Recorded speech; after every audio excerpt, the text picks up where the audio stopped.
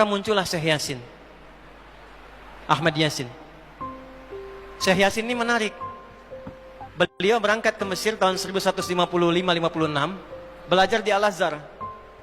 Ditangkap oleh rejim pada masa itu karena diduga ikut dengan gerakan Ikhwanul Muslimin. Dulu Jamal Abdul Nasir itu sahabatan dengan Syekh Hasan Al-Banna, sahabatan dua-duanya itu. Cuma karena beda pandangan politik, kemudian beda pandangan, maka gerakan Syekh Al-Banna kemudian dimatikan. Singkatnya begitulah. Dianggap kemudian menyimpang karena masalah politik dan kita nggak ikut-ikut ke sana. Singkatnya bagaimana? Syekh Yasin datang tahun 50-an ke sana, kemudian ke Al-Azhar, ditangkap, dikira gabung ke gerakan Ikhwanul Muslimin. Beliau bingung, nggak tahu kok ditangkap. Setelah kemudian diteliti, diidentifikasi, ternyata nggak terlibat. Tapi dari situ kemudian beliau mengenal lebih jauh. Ikut ke situ, ikut gerakannya, ikut kemudian apa yang dilakukan dari gerakan-gerakan tarbiyahnya sampai pada tanggal 14 Desember tahun 1987 ketika melihat realita tidak ada yang berjuang lagi, sementara anak-anak ditawan, perempuan dibunuh, orang di jalanan ditembak begitu saja, masyarakat dipecah belah, Al-Aqsa semakin digali semakin dekat, tidak ada yang mempertahankan, sementara dunia Islam di luar tidur semua. Maka beliau membentuk dengan sahabatnya 6 orang. Termasuk di situ ada Syekh Dr. Abdul Aziz Ar-Rantisi, dengan beberapa kolega yang lain. Maka didirikanlah gerakan Harakah Muqawamah Al-Islamiyah, disingkat dengan Hamas namanya. Itu yang sekarang jadi trending topik itu. Maka dari tahun 80-an itu mereka dididik oleh Syekh Yasin dengan Al-Quran. Diajarkan kepada mereka tentang kisah-kisah ini.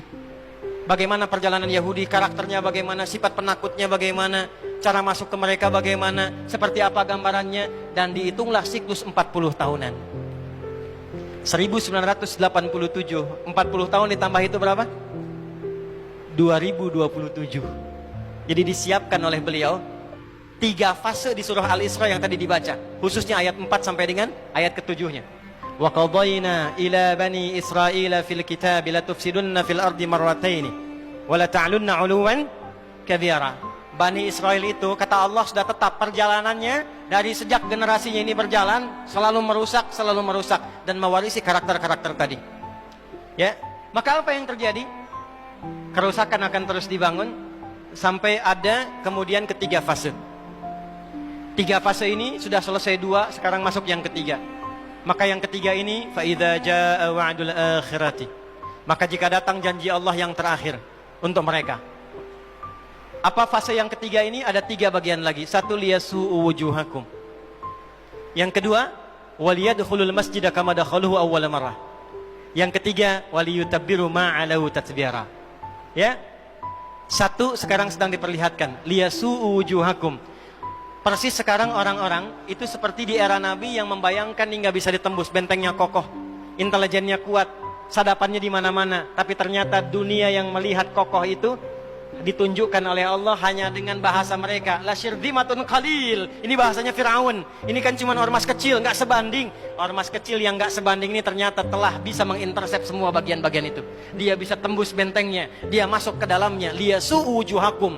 Tujuannya bukan untuk menunjukkan mereka mampu, bukan, untuk menggugah dunia kalian kemana saja. Yang kalian anggap itu hebat, itu mampu, itu dahsyat, ternyata bisa ditembus, dipermalukan di wajah dunia. 1, janji Allah tiba. Kedua, waliyadkhulul masjida kama dakhaluhu awwal marrah. Nanti ada fase kedua. Setelah ini terjadi, selesai fase kedua, masuklah ke wilayah Masjidil Aqsa. Kembali lagi milik kita itu. Dihitunglah fasenya 40 tahunan. 1987 fase pertama sekarang berjalan, ditambah 40 berapa? 2027. Itulah fase yang kedua, saat diharapkan paling puncaknya Masjidil Aqsa bisa kembali lagi. Nah, ini bukan main-main, ini bukan main-main. Hitungan fasenya. Antum lihat video viralnya Syekh Ahmad Yasin itu ketika menjelaskan itu. Saya tahu betul itu. Beliau hitung itu. 2027 ke 2028 dan puncak akhirnya waliyutabbiru ma'alahu tatbira. Hancur semua, terjadi perang dahsyat. Hitungan saya sih tambah 20 tahun. Karena fasenya sampai 100 tahun. 40 tambah 40 tambah 20, 100. Maka 2037. Silahkan cek orang-orang yang ada menghitung di pertahanan sekarang. Antum tanyakan pada yang di Lemhanas, pada di macam-macam. Bagaimana kekuatan dunia pergeserannya saya yakin. Hitungan mereka 2037 terjadi sesuatu yang dahsyat. Gerbangnya sampai 2040, di atas 2040 itulah generasi emas akan muncul. Makanya Indonesia masuk generasi 2045. Itu sudah dihitung. 2030 pembukanya. Makanya sekarang punya visi 2030 semua. Saudi visi 2030, Rusia, Cina, Afrika Selatan, Brazil visinya 2030 dengan bikin bridge itu. Semua visinya ke sana. Dan yang paling dahsyat, hitungan itu secara spesifik isyaratnya sudah ada dalam Al-Quran. Dan ini bukan ilmu utak-atik, bukan viral TikTok. Ingat, ini sudah sejarah yang berlangsung dari penelitian masa lalu. Maka wajar kalau sekarang mereka takut dikepung. Kenapa? Karena ketika Hamas datang dengan pasukannya darat, laut, udara, itu mempraktekkan surat Al-Hasyr yang sudah mereka pelajari bertahun-tahun. Datang lewat darat, lewat laut, lewat udara. Takut mereka semua. Maka dikontaklah kemudian kolega-koleganya. Datanglah kapal induk 2 dari Amerika. Satu lagi datang, Inggris datang. Kemudian Kanada datang. Jerman siapkan pasukan. Kenapa? Karena trauma dengan pengepungan. Satu.